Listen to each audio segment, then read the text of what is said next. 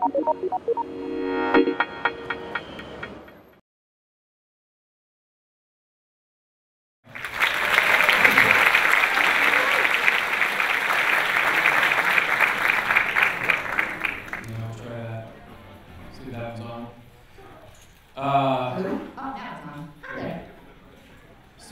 if we can get on the screen, yeah, there we are. Where do we go back there?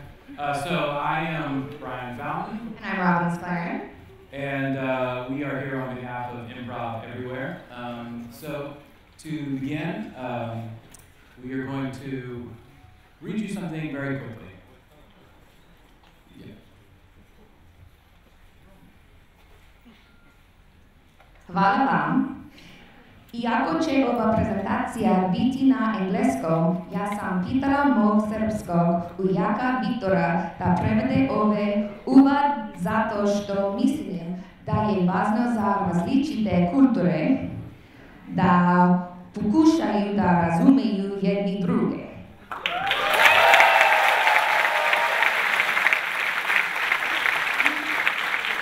Također trebalo bi ja zaznati da ja ne razumem nejednu reč koju upravo izgovaram, a ako misli da je toliko bitno da se različite kulture razumeju, zašto je onda ovo prvi puta priča sa svojim ujakom u posljednje 3 godine?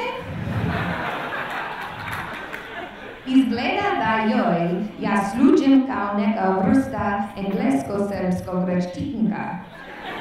Sada želi da joj prevedem nešto o snazi interneta, ali ja ne razumem uopšte o čemu ona govori.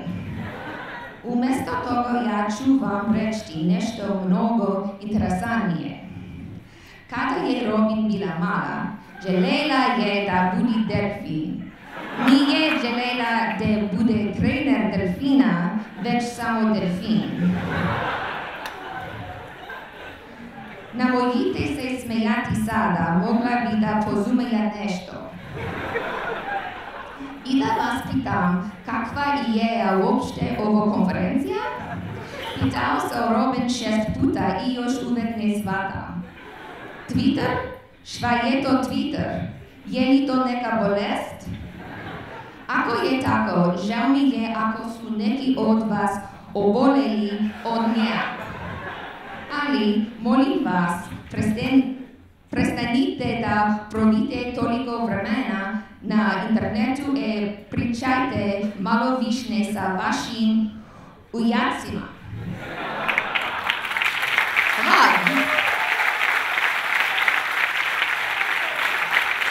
I molim vas da date mojoj sestričine veliki aplauz kako bi mislila da joj je govor bi dobar.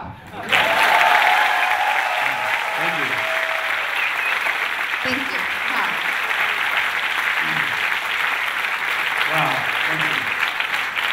When we were telling our uncle that, it seemed very dry, but I'm glad you guys enjoyed that message. We are, Robin is going to join us for a Q&A at the end, but I'll do the presentation from here now. Thank you, Robin. And Robin will also be running a workshop on Saturday at 7 o'clock, and we will tell you a little bit more details about that at the end of the presentation. Like I said, I'm Brian Fountain, and that was Robin. Improv Everywhere was started in 2001 by a gentleman named Charlie Todd, who is a writer, an improviser, a comedian, and an actor in New York City. It started off on a simple dare. A friend asked Charlie to pretend to be Ben Folds from the Ben Folds 5 group. And Charlie pretended to be that, accepted the challenge, and signed a few autographs throughout that evening as part of that fun sort of prank to play on some unsuspecting guests. Charlie told the story a couple times to friends and then got tired of telling it and put it online just as a way to share it amongst a few friends who thought it would be interesting. And then he realized, I'm here in New York City to try to do things, to pursue acting, to perform, to create theater, and this small variation is a very simple way to do that on my own and not ask for permission from people. So one of the first things that Improv Everywhere did shortly after that is something called the No Pants Subway Ride. And let's see. Yeah. So this is the video from the first No Pants Subway Ride. This girl right here on the right will be the star of this. I don't know if we can turn up the audio. I think there's a little bit of audio. Yeah, thank you. Perfect. So this is a subway in New York City. That's Charlie Todd, the founder of Improv Everywhere. And you'll notice here in a second, he is not wearing any pants. Those are his boxers right there. And she's noticing right now. Like many New Yorkers in this situation, you're forced with a choice to deal with it or just ignore it. And most New Yorkers just choose to ignore it because we've seen a lot of things like this. You'll notice she's reading a book called Rape. That is actually a historical book about the rape of Nanking, specifically the invasion of Japanese into China. It's not actually a novel about the subject matter. But so she's going on about her day, not thinking anything much about it. And this is typically what most New Yorkers would do in this situation because, to be honest, this is probably not the first time she's seen somebody scantily clad on the subway. But here's where the dynamic changes. When the train pulls up into the next platform, another rider gets on the subway.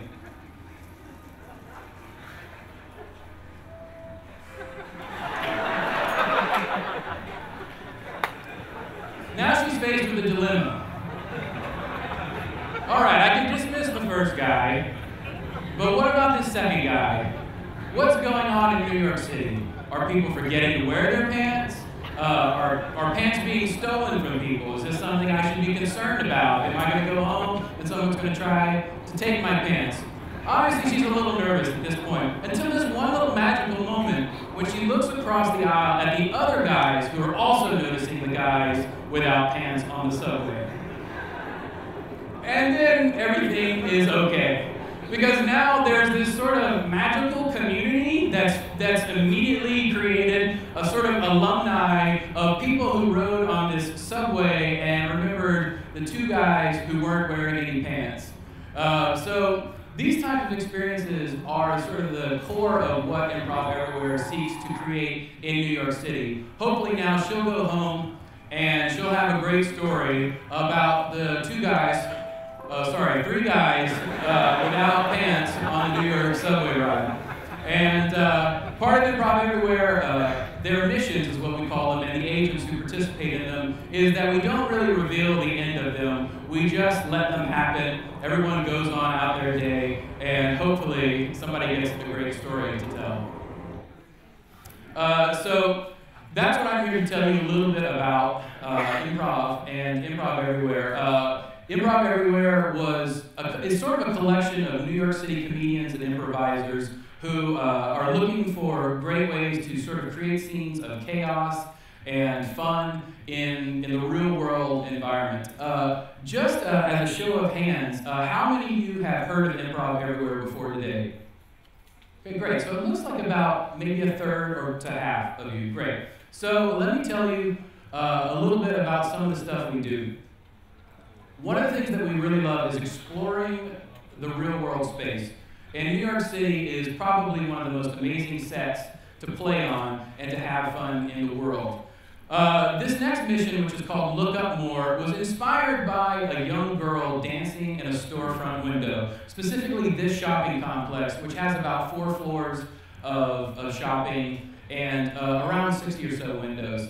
And Charlie noticed her just sort of dancing, just being silly, having a good time, probably on a dare from a friend. We don't really know why she was dancing. But Charlie noticed her and noticed that, wow, there's a sort of fun spirit there that's kind of amazing. And it was captivating to see her. So the question was, what would happen if we took around 60 people and put them in those windows to have some fun? So this is Look Up More. This is 60 agents, all dressed in black, standing in front of their window front. And they're being directed by Charlie down on the floor doing hand signals. So Starts off with some little jumping jacks, some calisthenics. And then everyone points over to this one guy over here beside. This dance was completely improvised. It may not look that way, but there was no rehearsal that went into that dance that was created magically. Here's another second dancer. Not quite such strong technique, but there's heart. There's definitely, emotion in that dance. And hopefully we gave those people on the street an excuse to pull the earbuds out of their headphones, the headphones out of their ears, and to look around a little bit more and see what's going on. So the interesting thing about Look Up More was one of the first missions where Improv Everywhere did something inside a retail environment.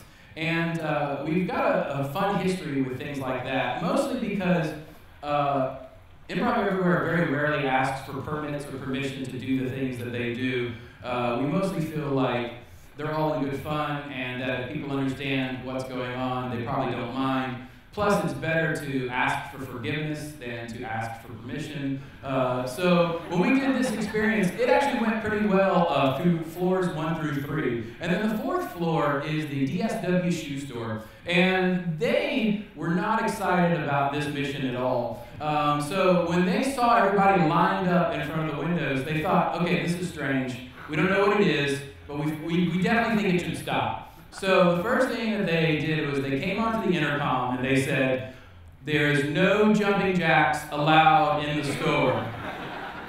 Now, I could be wrong, but I'm almost certain that this was a policy that they implemented that day in reaction to the experience. But if you find yourself going into a DSW store in New York City, do not do jumping jacks. That will hopefully make your shopping experience a little bit easier.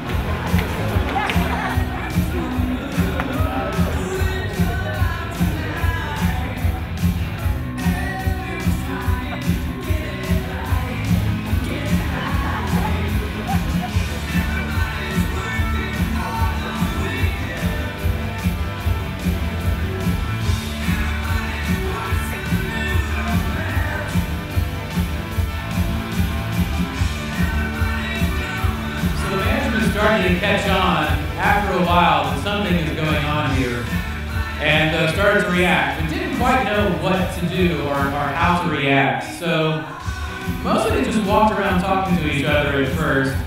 And believe it or not, Best Buy probably doesn't have a store policy of what to do when 60 or 80 or so people walk in dressed like your employees. So what they ended up doing was calling the police, and the police showed up, and the police asked what's going on, and they explained it, and it turns out it's not illegal to be in a Best Buy dressed in a blue polo shirt and khaki pants. So the police just said, why don't you just ask them to leave? And they said, okay, and they asked us to leave, and we left. The interesting thing about filming this setup in a Best Buy is that we actually used all the cameras in the store and just put tapes in them to film everything. So that can definitely, if you're an independent filmmaker trying to make a script or something like that, if you write it in a Best Buy or something, a store like that, that's a very affordable way to make your movie. So one of the interesting things was that in situations like this, what typically happens is that the lower level employees think it's fun and have a good time, and then the management sort of freaks out. They just don't know what to do. And so as everybody was leaving the store, definitely like one of the employees couldn't let it go and just said, what would you do if I came to your house and filmed you? And the videographer said, who lives at a Best Buy? So one of our more known missions is Frozen Grand Central. We've got a really exciting mission that we're going to be doing today. We're going to be freezing in place on a cue at the exact second. We're going to hold out for 5 minutes, and then we're going to unfreeze and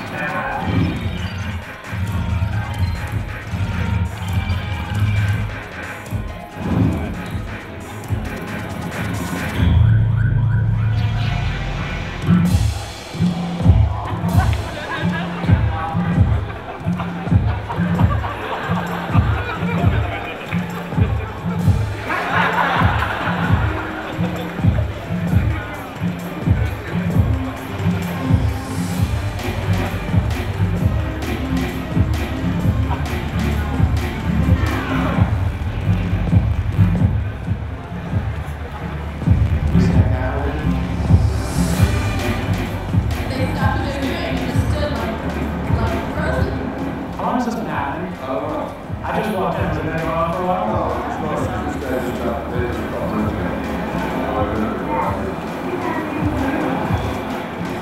It's like everybody. Yeah.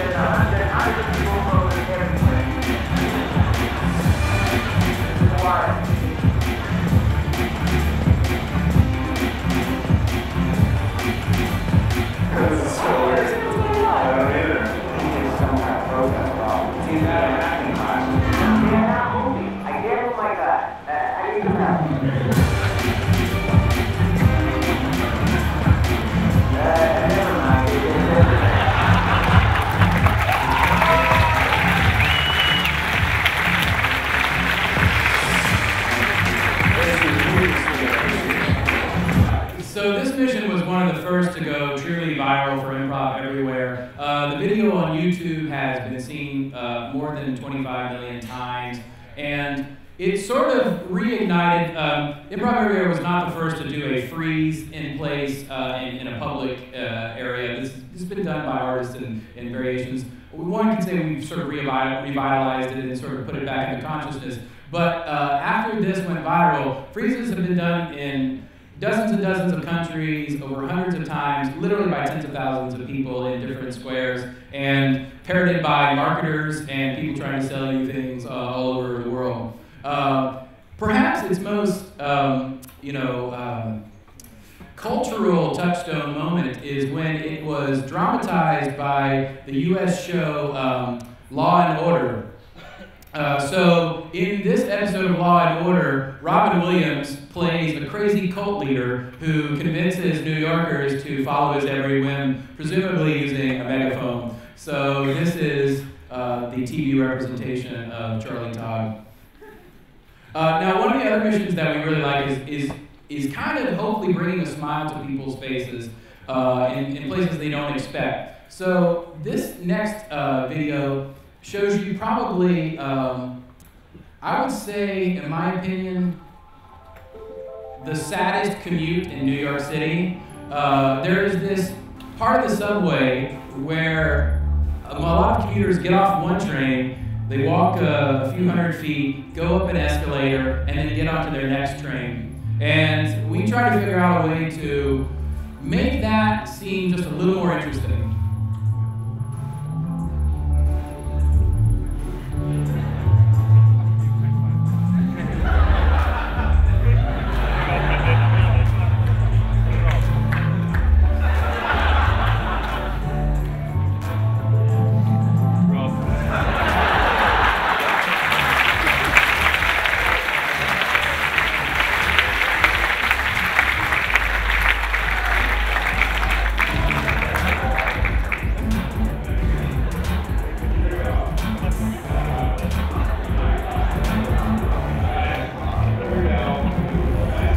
Rob is also a senior agent of Improv Everywhere, and if you like seeing Rob, you can go to improveverywhere.com, and we've cataloged over 100 other different missions on the site there as well that you can check out. If you are looking at it for the first time, you should probably set aside like 2 to 3 hours of your life, because once you start reading some of these missions, they're pretty great because they just get you really caught up in that moment. So Rob has probably changed the lives of, let's see, I think we have the total count here at the end of the video of how many high fives he gave.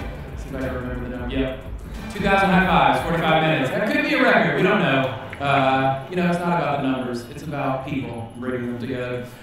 So this, a lot of what we do also is, because we've gotten more followers and more people who are involved with Improv Everywhere, we have a mailing list of tens of thousands of people and then tons of YouTube subscribers. We've tried to create certain events that anybody can show up and do. A lot of the missions that we do, we send out an email or they're done with a small band of performers. And so it's not open to the public. But there are two sort of aspects of Improv Everywhere that we now share publicly, which is the MP3 experiment, which is an audio MP3 that everybody downloads at a particular city, shows up at a location and presses play at the same time and does what the instructions tell them to, and just sees where it goes. And we've had, I think our latest event, that MP3 experiment, had around 1,200 or 1,300 New Yorkers show up to do it, and it's been done in several other cities in the U.S. and I think maybe somewhere in Europe as well. But probably the yearly event that gets more press and has been shared more is the No Pants Subway Ride that I showed you more. This has now become an annual event, and I just want to share with you the 2009 No Pants Subway Ride.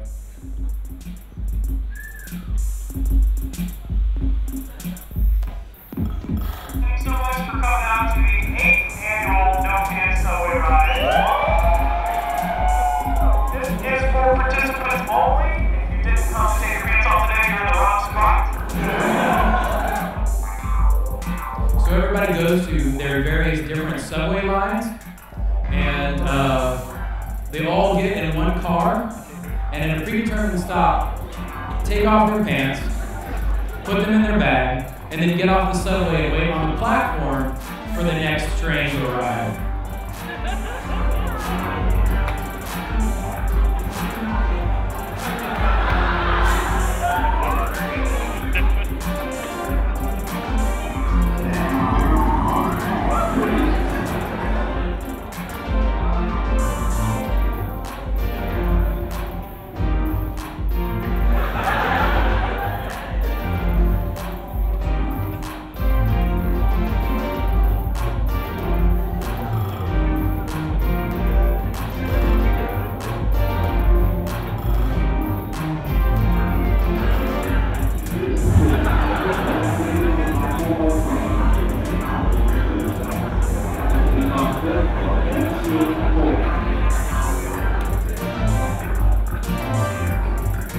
That tasted good from the original No Pants Subway Ride.